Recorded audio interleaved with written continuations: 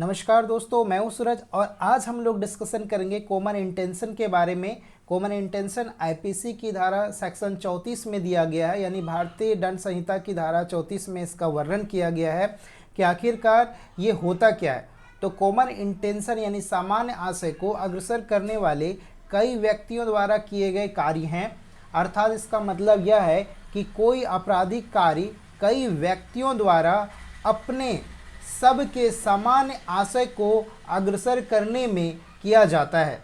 तब ऐसे व्यक्तियों में से हर व्यक्ति उस कार्य के लिए उसी प्रकार से दायित्व के अधीन है मानो कि वह कार्य उस अकेले उसी व्यक्ति ने किया है।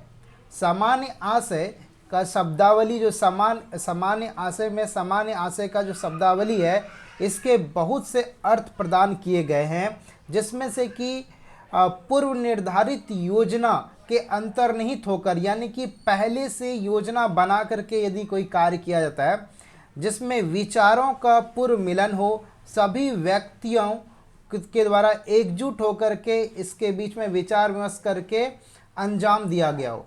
इसमें यह याद रखने की आवश्यकता है आप लोगों को कि सामान्य आशय में तभी लगेगा वहाँ पर जब दो या दो से अधिक व्यक्ति होंगे, वहाँ पर तभी ये सामान्य आशय का काम होगा। वहाँ पर कॉमन इंटेंशन वाली बात होगी, या सेक्शन वहाँ पर किसी सेक्शन के साथ जोड़ करके ऑब्लिक में लगाया जाएगा।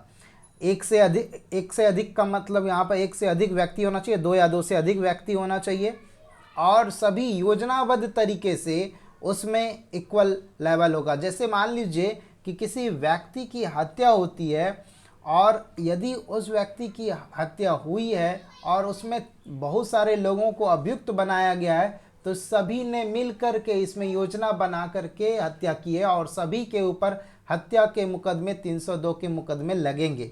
तो यहाँ पर इक्वल सभी, सामान्य रूप से आप सीधा समझिए कि सभी जो है उस कार्य के लिए अकेले ही रिस्पॉन्सिबल हैं। ये नहीं कि अपराध वहाँ पर बट गया, ऐसा नहीं है, सभी हत्या के दोषी हैं वहाँ पर।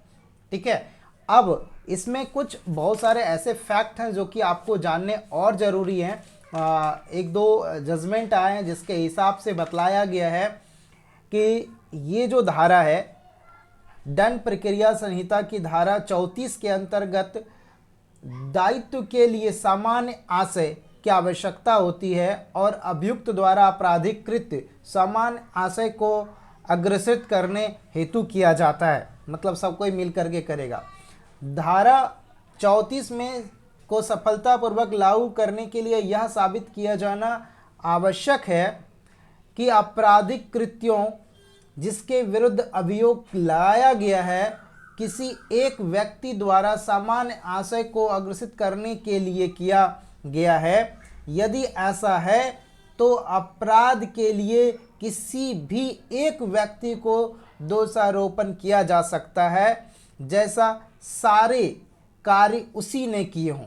अर्थात यहाँ पर क्या हुआ कि यदि यह साबित हो जाता है कि इस व्यक्ति ने हत्या की है और सभी लोग उसमें थे, तो सभी के लिए यहाँ पर क्या हो गया, इक्वल, सभी लोगों ने जो है यहाँ पर उस कार्य को किया है, उस आपराधिक कृत्य को यहाँ पर किया है। ये बातें क्लियर हो जाती है यहाँ पर।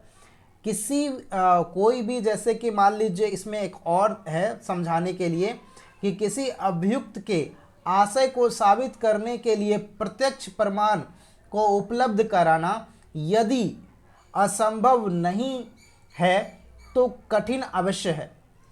अधिकतर मामलों में यह माना जाता है कि प्रमाण के लिए कार्य, आचरण या अन्य मामलों में सुसंगत परिस्थितियों का होना सुनिश्चित किया जाता है। मतलब कि यहाँ पर कॉमन फैक्ट होना चाहिए एक जैसे, तभी इस मामले को आसानी पूर्वक साबित किया जा सकता है कि सभी लोग इसने हत्या किया और ये लोग इसमें इन्वॉल्व थे यहाँ पर। तो कुल मिलाकर के आपको ये बात समझ में आ गई होगी कि यदि दो या दो से अधिक व्यक्ति जो है कि कोई भी आपराधिक कृत्य करता है तो उसमें सभी लोग इक्वल रिस्पॉन्सिबल हैं उसके लिए और सभी को बराबर पनिशमेंट वहाँ पर क्या होगा, मिलेगा। सभी के ऊपर समान रूप से धाराएं जो है वो लागू होगी। इसी से मिलता जुलता एक और सेक्शन है जो कि कॉमन ऑब्जेक्ट की बात करता है। तो कॉमन ऑब्जेक्ट से रिलेटेड जो फैक्ट्स हैं वो मैं अगले वीडियो में आपको समझा दूंगा।